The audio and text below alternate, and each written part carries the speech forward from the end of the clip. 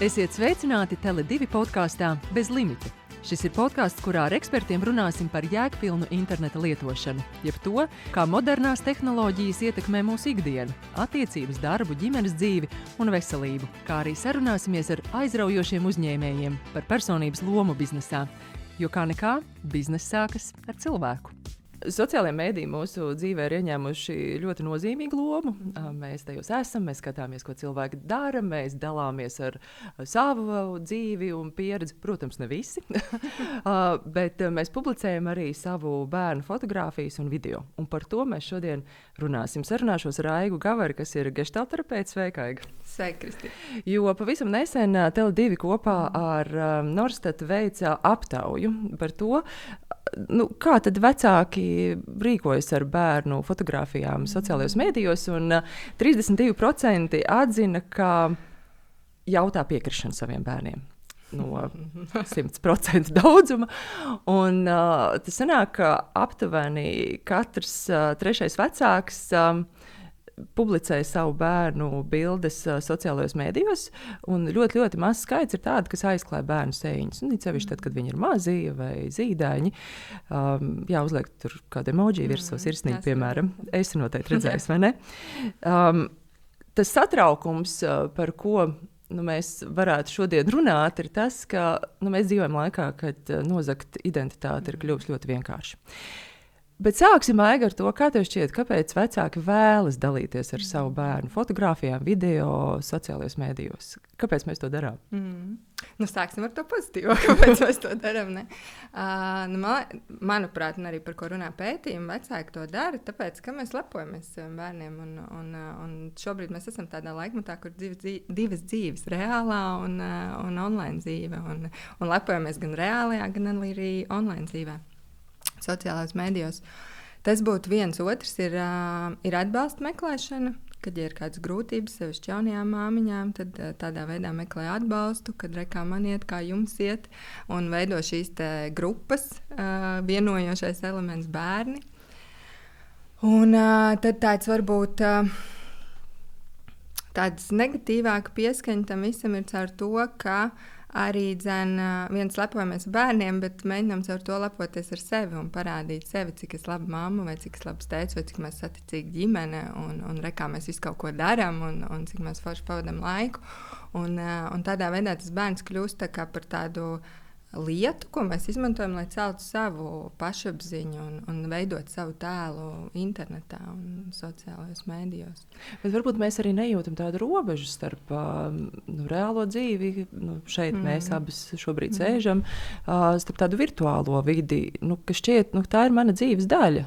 Un mēs to virtuālo uztveram jau kā tādu sava es pagarinājumu iespējams, un šķiet, ka mēs dzīvojam šīs abas dzīves, gan reālo, gan virtuālo, un tas ir ļoti saplūds, un mēs nejūtam robežu, un tāpēc mēs iespējams arī publicējam visu kaut ko mēs labprāt gribētu. Visticamāk, jā, un cilvēki visticamāk neaizdomājas, ka tā virtuālā dzīve mums tur kontrola maza. Savā dzīvē mēs diezgan daudz ko kontrolējam. Kas notiek, kādus cilvēkus mēs satiekam, kuru mēs ejam, ar ko mēs runājam, kas mūs redz, kas pazīst, kas nē. Bet virtuālajā dzīvē to izkontrolēt ir ļoti grūti, līdz ko tā informācija nonāk sociālajos mēdījos. Ir sevišķi šobrīd ar mākslīgā intelekta attīstību, par ko runā drošs internets ļoti daudz, viņam tagad bijušas kaut kādas kampaņas. Kad tas mākslīgais intelekts, viņš spēja uzģenerēt ko viņam palūdz no bildēm, kas pieejams sociālajos tīklos. Vai mēs vispār gribam domāt, kas tur tiek ģenerēts. Jo mēs jau redzam tikai tādu savu burbuļu, tādus ietvarus, vai ne? Mēs īsti jau nezinām, kur tās fotogrāfijas aizplūst pēc tam tālāk no dažādām valstīm, kontinentiem. Jā, tur tas dark web, es nezinu, kā tas latviski saucās, bet tas ir kaut kas tāds, ko mēs vispār nesaprotam, kas, vismaz es, varbūt kāds, kas klausīsies, saprot, bet es noteikti nesaprotu ne dziļumus, ne kas tur notiek, jo interesanti ir tas, ko es esmu novērojis. Varbūt arī, ka tie cilvēki, kas ir profesionāļi šajā digitālajā vidē, mārketingā, un ne influenceri, bet tie, kas saprot algoritmus un visu, nesaku, influenceri nesaprot, bet Jā, nu, viņi nav aktīvi sociālajos tīklos, un par viņiem diezgan maz ko var atrast, un viņu bērnu bildes nepublicē. Kas stāvēs tā visa digitālā mārketinga, tie, kas pie datoriem sēž un kas veido to visu. Tā arī ir tāda interesanta, ko es esmu novērojis un par to aizdomājusies, kad interesanti, kad viņi neliek bērnus un neliek arī savu dzīvi īstenībā. Jā, tas ir temats, par ko mēs varētu padomāt. Jā, nu, aizdomāties. Nes, kāpēc tas tā ir? Viņi laikam kaut ko bišķi vairāk saprot nekā. Vai arī, redz, televīzijas esmu nostrādājis ļoti ilgus gadus televīzijā, ir kadra cilvēki, aizkadra cilvēki. Arī tas var būt, ka tas tauts aicinājums īsti nav būt kadrā. Ja? Arī, iespējams, kādas personības iezīmes. Jā, protams, tas īstenībā nav šī lieta ir jauna sociālajā tīkla un online vidi. Tas vispār īstenībā kaut kas nenormāli jauns. Un tāpēc nav arī baigi pētīts, un lai to tādā izpētītu, ir vajadzīgs laiks, un lai būtu, kāpēc tieši tā.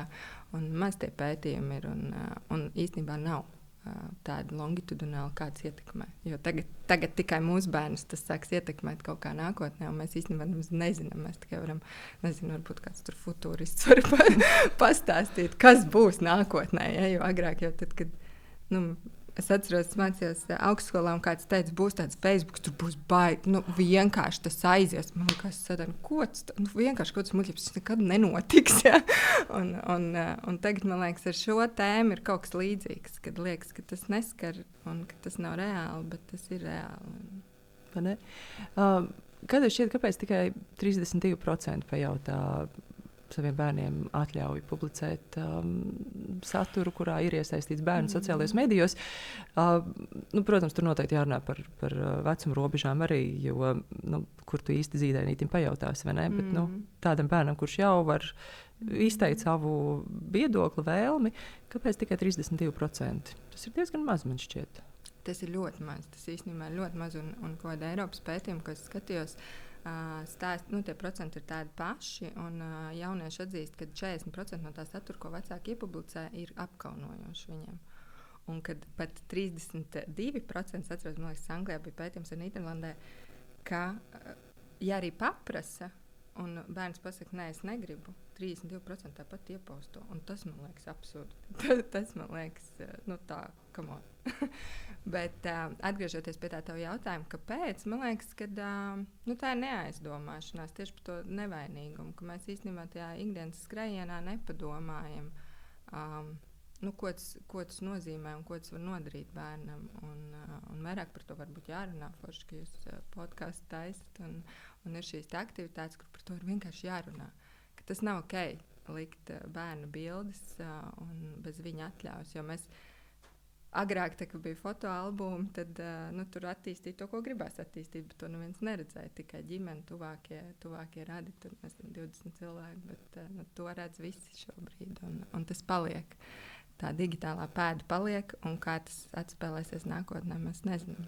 Jā, iespējams domāt arī tādā virzienā, ka tas tiešām nekur nepazūd. Jo mums jau šķiet, tāds mans fotoalbumiņš virtuālais. Tādām savām atmiņām, ģimenes atmiņām es publicēju. Jā, tas ir vēl viens iemesls, kādēļ liek tās bildes, jo es arī Instagramā arī savā, es tagad mazāk lieku, bet agrāk parādījās Instagram, es skatos, ka man tur ir bērnu bildes salikts un forši pastīties atpakaļ un kaut kāds video. Kā es to risināju, jau meitai tagad parādīju un paprasīju, vai ir ok, vai man tā kā dzēs tādā, protams, ka tas viss tur paliek tāpatās. Un tas ir vēl viens iemesls, bet jā, mēs nezinām, kur tās bildes var iznākt pēc tam ārā. Nezinām. Pēc 10, 20 gadiem, tā kā kaut kur tam bērnam būs jāstartē vai ar vienaudžiem. Kādas fotogrāfijas vai video nav ok, ka mēs publicējam? Ir kaut kāda kategorija, ka šīs patiesi domājam, ko mēs darām? Tas katra individuālais viedoklis, bet tas, kā es uzskatu, un par ko arī šobrīd runāju, noteikti tās ir puskailas bildes, kailas bildes jau arī vairs neļauj, bet arī puskailas bildes, par ko droši internets runā, kad arī tas daudzums, ko mēs liekam, jo vairāk bildes ir ar bērnu, jo vairāk viņš ir visādās pozēs, jo pēc tam to var visādi uztaisīt filmiņus un visu kaut ko tur tālāk dara šie sevišķi veselie cilvēki. Un tās ikdienas gaitas, var jau lepoties to bērnu, tas ir forši. lepoties ar savu bērnu, ielikt, ka viņš tur ir uzvarējis kaut ko un izdarījis, un re, kur mēs Ziemassvētkus kopā forši svinam. Bet tās visas ikdienas gaitas publicēt, tas man liekas, tās, kas iespējams var padomāt, kāpēc es to vispār daru. Un tas ir arī tas, ko jaunieši paši saka, kad tas biežums, ok, var likt, bet kāpēc jāliek, kā es tur ar suni staigāju ārā vai, kaut kādas tādas ikdienas lietas, kas arī atklāja īstenībā, kur tas bērns atrodas un kas viņam patīk un kur viņš dzīvo un tādas, arī par tādu veidu drošību. Un arī par bērnu privātumu, par to, ka viņš veido tomēr savu dzīvi un viņš kaut kā citādāk varbūt ar vienaudžiem grib izskatīties, nekā viņš izturās mājās un kāds viņš ir un veido savu to identitāti ārpus mājām, ģimenes. Tas pa pusaudžiem vairāk. Man šķiet arī kādu tādu skolu, kurā mācās, arī ar to tā diezgan uzmanīgi būt. Jā, ar skolu, ar hobijiem, ar to, kas garšo, ar kaut kādiem mīļvārdiņiem. Ir dzirdēti stāsti. Es nezinu, no kurienes man tāds ir, bet man liekas, Latvijā varētu būt pat, kad iet klāt bērnam un saka, es tavs mammas draudzene, tur Katiņa nāču, es tavs mammas draudzene. Tāpēc, vai draugs. Tāpēc, ka to informāciju visu var dabūt internetā. Un tas nav droši bērniem. Kur viņi atrodas, kur viņi iet pēc skolas. Un bērni īstenībā, mēs vecāki neesam piedzimuši tajā digitālajā ar telefonu rokās. Bērni ir, un viņi pat reizēm ir uzmanīgāki nekā vecāki ar šito. Jā, jo mums tas ir kaut kas jauns. Jā, mums tas ir jauns. Mēs tur esam tādi dinozaurīgi nedaudz. Veikli nedaudz, es gribētu teikt. Jā, tā. Bērni zina, un bērni arī, man arī terapijā nāk pusauģi un stāsta, ka viņi saka, nefotografē man tagad arī saviem vienaudžiem. Viņi kaut kā ir pieraduši, ka, ok, labi, es nevaru, vai es drīkstu, vai kā. Tur tas ir savādāk. Bet ar vecākiem, protams, arī tur ir problēmas, bet vecāki ir tā lieta, kur varētu piedomāt un pajautāt tam savam bērnam. Tas, kas mums ir ģimenē, tāds, kā tu saki, ka nosauc mīļvārdiņu, jau nāc šurp, iesim tagad kaut kur, ja? Mums ir koda vārds izdomāts. Koda vārds, ka ir jāpajautā tam cilvēkam, kāds ir ģimenes kods. Kāds ir šis kods? Un tur ir pilnīgi... Jā, un kad tu saproti, ja šis cilvēks nespēja nosaukt, visticamāk nespējas, nav reāli to izdomāt, ko mēs esam izdomājuši, ja? Kad tu saproti, šeit kaut kas nav kārtībā, ja? Bet šis ir superīgi. Jā, paldies tev par ideju. Es to kaut kur īstenībā aizguvu. Man šķiet kādā grāmatā lasot, ka tas ir viens no tādiem drošības veidiem, ka mēs dzīvojam tādā ļoti nedrošā pasaulē. Jebkurš mums uz ielas var pienākt klāt. Jebkur var iekļūt, vai ne? Un kaut kādas robežas ir nojauktas. Tad šis koda vārds varētu būt labs veids, kā mēs varam sevi un savu ģimeni pasargāt. Ja sevišķi, iedomājies, ar mākslīgā intelekta palīdzību jau var ļoti daudz ko izdarīt, izmainīt balsi. Ja? Tev zvana mamma, un stāsta brīnum lietas. Un būtu labi pajautāt, kāds bija mūsu ģimenes koda vārds. Es šito paņemšu, Kristīna.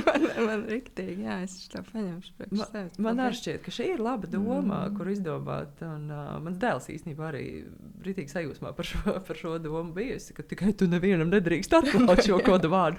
Tad vairs tas jau nav nekāds, jā. Ka tādas norunas, ka šis paliek ģimenē. Jo, jā, citādāk, kā pasargāt, mums ir jādomā. Mums jābūt arī reizē, tās tehnoloģijas ļoti viltīgas. Mums arī jābūt kaut kā nedaudz viltīgiem, lai sevi pasargātu. Kurš ir tas vecuma posms, kad bērni tā visjūtīgāk uztver to, ko dara vecāki sociālajos mēdījos? Noteikti ir pusauģu vecuma posms. Jā, noteikti pusauģu vecuma posms, tāpēc, ka viņiem svarīga viņu identitāte un kas es esmu un kā piederēt grupai. Un es iedomājos, ja tāds puisis, tā kā džeku grupā baigais nāzis tur bēdboju un ko mamma ielēja, kādu mīļu viņš man vēstulīt ir uzrakstījis vai kaut ko pilnīgi pretēji, kā mēs mīļojamies vakarā, tad vienkārši, come on. Viņš veido savu dzīvi un savu tēlu. Un jāļauj bērniem tas darīt. Tā ir viņa pusauģu vecumā un vispār, kāda viņi grib būt. Kā mums sadzirdēt to savu pusauģa stop? Tad, kad mums saka, tu teici, ka ir pētījumi, kur tiešām vecāki, viņam saka, es nevēlos, lai tu man šobrīd fotografē, vai es nevēlos, ka tu publicē šo, un vecāki tik un tā 30%, tas ir Tas ir daudz. Tādā rakursā tas ir daudz. Jā, 1/3 ņem un tomēr to izdara. Kā mums sadzirdēt, kā mums uz to skatīties? Iespējams, ka caur savu kaut kādu prizmu vai savu pieredzi. Nu, es nezinu, man ir slikto matu diena darbā, un man kolēģi teikt, ņem man filmē un rāda, kāda Kristīna šodien. Ja? Nu, man tāds, jā, noteikti ar savu pieredzi un savu prizmu, jo es domājot par šo arī atcerējos man vecākiem, labi, ka guļam istabā, nevis viņu Facebook kontā, ja? Stāv bilde, kur, man liekas, vienkārši apkaunojoši. Man tādi milzīgi mati, breketes, un es tur sēžu viņu gultā, ja? Es nezinu, cik man tur 12 gadi, kaut kādi 11. Un viņiem tā ir mīļākā bilde. Un, ja tā bilde būtu Facebookā, nu es nebūtu priecīga. Un es ticu, ka katram ir tāda bilde, kas vecākiem šķiet ļoti, ka Dievs, kāds tu mīļumiņš tur izskaties. Bet, nu, nē. Tā kā, varbūt, ja man būs 40, 50, nu, tad man vēl joprojām neliekas, ka viņi ir. Man ir ļoti līdzīgi māmas guļamistabā, kur esam māsas. Mēs gan esam diezgan pieauguši, bet mēs izskatos vienkārši tik dramatiski slikti. Nu, tas kadrs ir noķerts tāds, man vienkārši vienmēr, Nu jā, un katram ir tie nepareizie rakursi un kaut kādas, un citi var teikt, ka, bet nu, taču tik forši izskaties, bet nu nē. Nē, un es parasti salīdzinu ar to, ka bērns ir personība. Bērns nav ne ar ko sliktāks kā vienaudži, kā pieaugšie. Mēs, nu, vismaz šobrīd es skatos sev, nu ir praksa prasīt, klau, ar draudzenēm nofotografēt, var likt visām, ok. Nu, tā kā, un kāpēc ar bērnu tā nē? Nu, viņam tieši tādas pašas tiesības ir tieši tāpat. Noteikti. Kāds es izskatos tajā dzīvē. Nu, jo tā ir, nu, tā kā tu sākumā teici, ir reālā dzīve un ir sociālajā tīkla dzīve, un tā arī ir dzīve. Un viņš tur negrib tāds izskatīties. Jā, es arī vakar atgriezos no mini ceļojuma kopā ar savu draudzeni, un jā, mēs jautājām vienotrai atļaujas. Nu, ja mēs kaut ko publicējam, vai tev patīk, kā tu šeit izskaties? Vai tas tev ir pieņemami? Un jo vairāk šādi vajadzētu mums arī darīt ar saviem bērniem. Kā šāda mūsu rīkošanās vai izpausme sociālajos mēdījos, ka mēs vienkārši ņemam un publicējam un īsti nesarunājamies ar savu bērnu par to, kā viņš jūtas saistībā ar šo mūsu darbošanos, var ietekmēt pašvērtējumu. Tur varētu būt kaut kāda saistība vai sajūta par to, kā tad viņš īsti jūtas, nu, jā, kā viņš sevi izjūt, kā viņš vērtē sevi, cik viņš pārliecināts jūtas. Nu jā, tas noteikti var ietekmēt. Ne visiem, protams, atkarīgs no temperamenta un personības, bet noteikti var ietekmēt pašvērtējumu. Tāpēc viens aspekts ir tas, ka vecāki tomēr būvē kaut kādu bērnu tēlu tajā apzināti, kā kurš, bet būvē to bērnu tēlu sociālajos tīklos, kāds viņš ir un kāda ir ģimene. Un reizēm tas var vispār nesaskanēt ar to bērnu. Un tad tur rodas falšums, tur rodas kaut kādas neatbilst vecāku ekspektācijām, tad nelaimīgums sākas un noslēgšanās sevi. Un vēlāk iespējams kaut kāds protests un kaut kāds tāds izpausmes. Tā kā tas ļoti, ļoti, ļoti dažādi var ietekmēt. Un otra lieta, tas noteikti ietekmē to, ka mēs jau visi gribam, un es ticu, ka visi vecāki grib, lai bērns jūt savu spēku, un to, kas var ietekmēt savu dzīvi un lietas, kas notiek manā dzīvē. Bet ar to, ka mēs neņemam vērā to viņa nē, mēs iemācām viņam tādu bezspēcību, ka es nevaru ietekmēt lietas, un psiholoģijā ir tāds ārējais un iekšējais kontrols lokus. Un, mēs iemācām to, ka ārējā pasaule nosaka, kāda būs mana dzīve. Man tur beig maz teikšana. Un tad skan tāda vārda, nav jēgas jau neko teikt, nē, ko es tur teikšu, tāpat jau tur.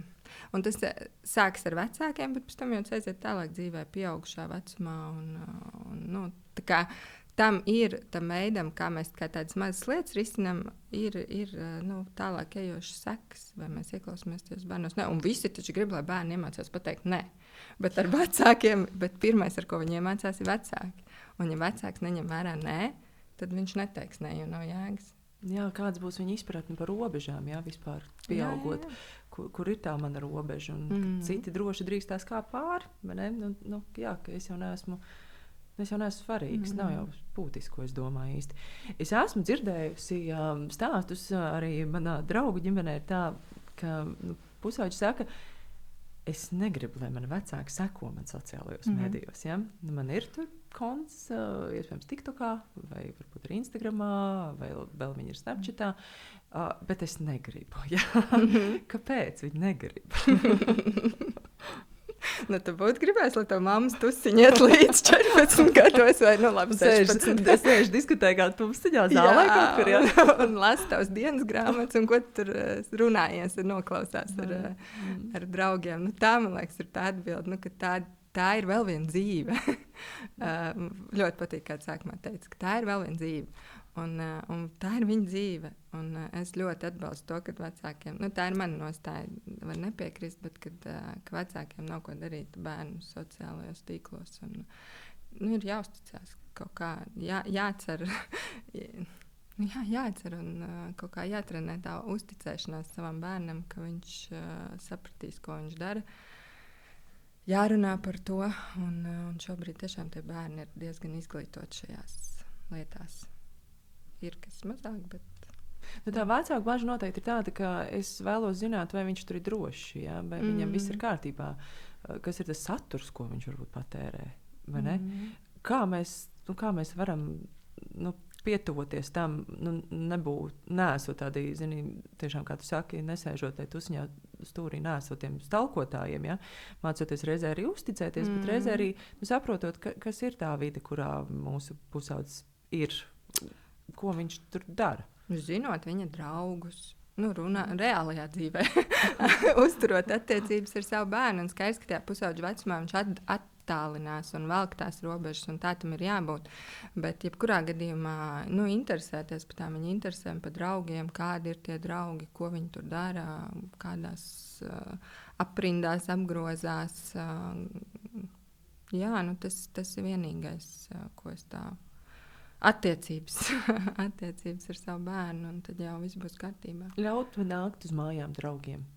Jā, es esmu dzirdējis, ka neļauj, ka ir vecāki, kur patiesi negrib, lai nāk draugi mājās, ka te nevar. Arī no mūsu, man arī ir bērni, ja? un ir pieredze bijuši, ka dažādos vecumposmos, kad ir draudzēšanās, ka nekad, tie bērni nākuši pie mums, kāds bērns, bet mana meita, piemēram, nekad nav gājis ciemos pie draudznīcas, jo vecāki, tā kā stop, te nē.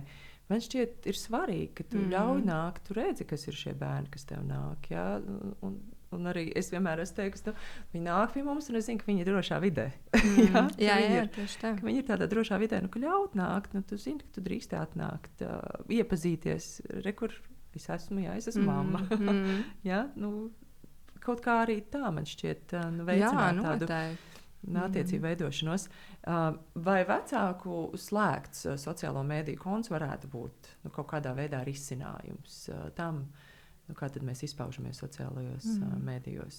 Jo mums ir iespēja būt gan atvērtam kontam, kuru redz visi, no jebkuras pasaules vietas, bet varbūt arī slēgts, un tad tev ir jāpalūdz atļauj, lai es varētu piekļūt tavam kontam, un varbūt un tur tad mazāks loks, iespējams draugi, tāds privātums lielāks. Jā, cik, tie slēgtie konti, es neesmu redzējis, ka tur būtu tikai 50 cilvēki. Tur parasti ir vidusskolas, tur paziņas, un tādi, tur iet uz 250, 300, un tāpatās, un tie nav tuvākie cilvēki. Tas nav, jā.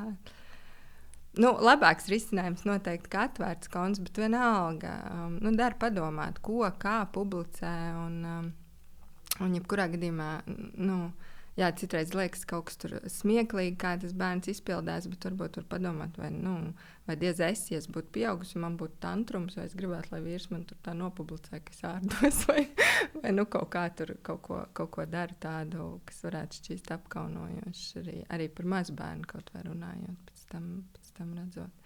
Jā, tas pie kā iespējams cilvēki apelē, ka mēs publicējam tikai tādus priecīgos un laimīgos brīžus, un rekuris parāda, ka tomēr tā arī nav. Un ir jautājums, cik tas ir vajadzīgi, cik tas ir nepieciešams. Mēs jau saprotam, protams, ka sociālo mediju vide ir tāda nospodrinātā mūsu dzīves daļa, tā ir tā mūsu pagarinātā dzīve, bet tāda priecīgāka iespējams nekā tā realitāte. Jā, vai ne? Jā, kad realitātes devēja, es ielieku, kā mans bērns tur pārtās veikalā pa grīdu, ja es nenopirku košļeni, piemēram. Ja? Cik tas ir vajadzīgi? Nevajadzīgi. Man jau pilnīgi tāds. Es domāju, ko tas dod? Nu, visiem vērtās tie bērni, tā ir normāli. Nu, es nezinu, man liekas, ļoti nevajadzīgi. Nu, kāpēc mēs neliekam realitātes devai strīdus ar vīru?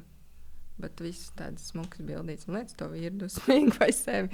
Nu, nē, nu, kāpēc bērnu var likt? Man tur tāda aizsardzības slēdzas iekšā. Kāpēc? Tieši kāpēc tas jādara?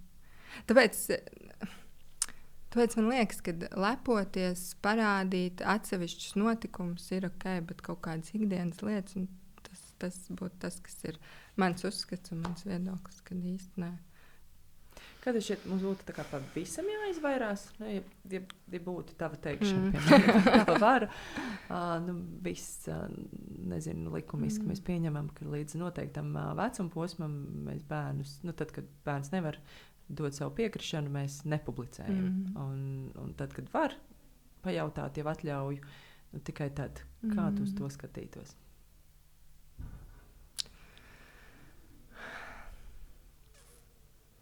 Tāds sarežģīts jautājums, jā, jo var pajautāt īstenībā diezgan agri no 4 gadu vecuma, jau var, kas ir tāds, ko rāda pētījumi. Un savukārt par to jaunāko vecumu, nu, gribēs jau arī palapoties ar to bērnu arī tajā un ar sevi kaut kur un parādīt. Un tad ir tie emoji, ko tu minēji, ko arī izmanto šobrīd. Jā, es aizplūdu kaut ko. Jā, nu vai mēs, nu, piemēram, tāda nezinu, aizliegums publicēt bērnu bildes līdz noteiktam vecumam, vai tas būtu tāds risinājums. Nu, redz, mēs par daudz ko diskutējam, piemēram, arī par vietālruņu izmantošanu skolās, nu, kad līdz noteiktam vecumam tad mēs atstājam un neņemam līdzi, jā. Nu, skolas skapītī tiek atstāts. Jā, varbūt arī šajā mums ir kaut kā vērts domāt par to. Nu, ir varbūt vērts domāt tieši skatās no tā interneta vidas, ko mēs neizprotam, kas tur notiek. Es nezinu, vai tas ir risinājums, vai tā vajadzētu, bet varbūt ir, nu, ja tā padomāt, tad varbūt būtu vērts padomāt, tāpēc, ka īstenībā Eiropā, Francijā un Anglijā ir likums, kur par bērnu privātumu, un Francijā pat ir bijis tiesas prāva, kur 18-gadīgs ja nemaldos, dēls uzvarēja vecākus par to, ka viņi bez atļaujas publicē viņu sociālajos tīklos, tad, kad viņam vēl nebija 18 gadi. Tā kā kaut kur uz to jau iet tā pasaule un par to runā, par šo te brīvību, privātumu brīvību, nu, uz savu privātumu. Kā mums vecākiem, esot vecākiem, mācīt saviem bērniem, kas ir privātums? Nezinu, varbūt pašiem vispirms saprast, kas īsti ir privātums. Ja? Kā mēs varam, kas ir tie instrumenti, nezinu, vai kas ir tās sarunas, kādām tām jābūt, nu, ka mēs runājam par privātumu, kas vispār ir tāds privātums? Nu, man liekas, sarunas viens, otrs ir arī, nu, ņemot vērā to, kā attīstās tie sociālai tīkli, ir piemērs, ko vecāks rāda, cik daudz viņš liek savu informāciju par sevi, cik daudz viņš eksponē sevi. Es redzēju, ka filmējās naktskraklā, storijos un stāsta kaut ko. Nu, tas, manuprāt, ir. Un katram jau, nu, tā ir mana privātuma robeža, kur es naktskraklā. Nu, tā kā man liekas, pārāk vai guļamistabā, tur pussaklētā gultā. Katrai ģimenei ir sava privātuma, tas intimitātes privātuma robeža, ko viņi nosaka. Un grūti jau runāt, bet privātums noteikti ir par ķermeni, par ko šobrīd arī daudz runā mēdījos par to, ka par atļauju pieskarties man par to, ka es drīkst neatļaut. Un es drīkst neatļaut publicēt sevi sociālajos tīklos, ja es nevēlos. Vai ne? Nu, kaut kā, jā, jo mums ir tiesības uz sevi galu galā. Un ja mēs, nu, tās lietas ļoti, ļoti savijās, gan par bilžu publicēšanu sociālajos, gan par to, ka es drīkstu pateikt, nē, ka man nepatīk, ka man tagad sēž tik tuvu vai kaut kur uzliek roku, vai tas viss tur tā savijās kopā. Jā, mēs iespējams neizprotam, kas ir privātums, iespējams. Jā, tā ir tāda filozofiskā tēma, kas ir privātums. Jā, kas vienam ir privātums, citam ir absolūti nē. Runā, ja? Un varbūt kādam vispār nekas nešķiet privātums. Un bērni ir ļoti atšķirīgi. Vienam bērnam ir ok, un citam nav ok. Man pat meita reizēm dalos ar draudzenēm WhatsApp grupās. Nu, kaut kāda vakara bilde, man liekas, tik mīlīgi. Viņa man saka, kam tu sūtīsi? Un tas nav pat par sociālajiem tīkliem, tas par manām 4 draudzenēm, kur nevar sūtīt. Omei, nē. Un tas ir jārespektē. Un tas ir viņas privātuma līmenis, kas nav pat par sociālajiem tīkliem. Tas ir par arī kaut kādām ģimenei rādīt kaut ko. Jā, mums arī ir šī sarunas, ka tu nevari nosūtīt Omei jebkuru bildi. Mums ir jāsaņem atļauja no bērniem, pirms mēs aizsūtam Omei kādu bildi. Ja?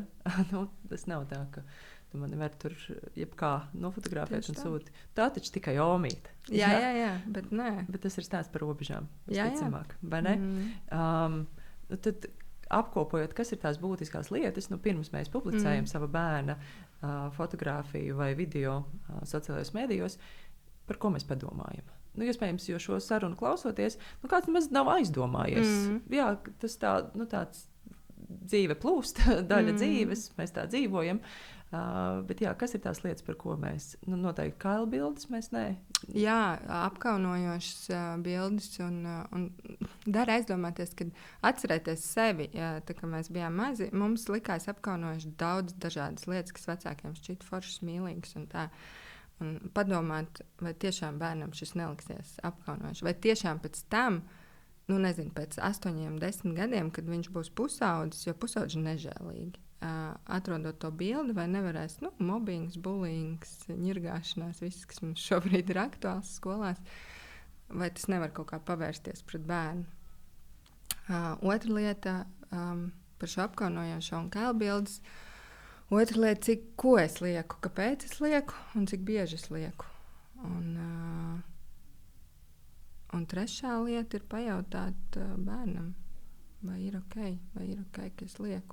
Pat tur, kur neredz to seju, varbūt viņš negrib zināt, ka viņam, es nezinu, man kaut kā liekas ar tiem puišiem vieglāk to salīdzinājumu, kad viņš iet ar to mazo sunīti pa parku staigāt, ja viņš ir tur džeks, tur tāds un šitāds un baigais. Jā, viņš veido savu tēlu un kaut arī neredz to seju.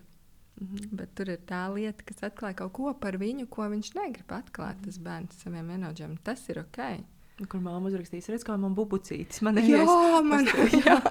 Mana princesīte kaut ko, kur tur meitene ir emo, viņai vispār ir cits konteksts, citādāk identitāte, vai es nezinu, viņa tur ir iestiepta tajā kleitā, kur viņai, riebjas tās kleitas, un viņa nav tāda, un tur ir cita identitāte, un tur ir princesīte. Tas ir tas, par ko dar aizdomāties, nedomājot vispār par to drošību internetā, un kur tas vispār var aiziet tālāk, jo tā tur tēma, kas... Nekas mums nevienam īsti nav saprotama. Es domāju, ka patiesībā rati kuram un to, kā tas atspēlēsies un kā tas attīstīsies, mēs tikai pēc daudziem gadiem skatīsimies un domāsim, ka ok. Kad būs kāda iespēja jau to vairāk izpētīt un saprast, ko tas nodara mūsu psihē, iespējams, tā bērnu pilšu publicēšana un vispār, kas ir tas dark web, kā tu teici, tas tumšais tīmeklis. Varētu būt, jā. Jo, kā jau dzīvē, mēs šeit realitātē sēžam, jūs skatāties gan šo virtuāli, bet kā jau dzīvē ir tā gaišāka puse, un mēs ir tādas priecīgas, mainīgas, bet ir arī tāda tumšāka puse, un tieši tāpat arī interneta videi. Tāda ir. Šis bija vērtīgi, paldies tev, Aiga, jo ļoti liek padomāt, kā tad mēs izpaužamies ikdienā saistībā ar saviem bērniem un vispār par tādām robežām. Vai mēs ievērojam tādas bērnu vajadzības un vēlmes un robežas, ne tikai saistībā ar sociālajiem mēdījiem, bet vispār. Ja? Vai mēs pajautājam, vai mēs sadzirdam, ko mūsu bērns par to domā. Tieši tā, mums ļoti gribas, lai bērni mūs ciena, bet vai mēs cienam viņus un viņu robežas un viņu privātumu? Un tā ir tāds liels jautājums. Ja mēs cienīsim viņus, viņi cienīs mūs. Un tur nevajadzēs tev jāciena. Viņi vienkārši cienīs, ja mēs ieklausīsimies. Paldies tev par šo atziņu. Paldies jums arī, ka jūs klausījāties šo sarunu. Un, ja kaut kas tajā kaut nedaudz aizķērās un šķita, tas bija vērtīgi. Jā, padalieties ar to, lai arī citi dzird un paklausās. Jo mēs jau visi kopā kaut kā mācāmies. Ja? Jā. Tā nav tāda strostēšana, ka Dievs, kā tu dari nepareizi, bet mēs visi kopā mācāmies, kā mēs par to jūtamies. Un rosinām vienam otru aizdomāties par to, kas patiesībā ir būtiski. Ja? Ne tikai par drošību, bet arī, kā tu saki, par tādām robežām. Vai ne? Tieši tā. Paldies tev. Paldies arī jums. Paldies.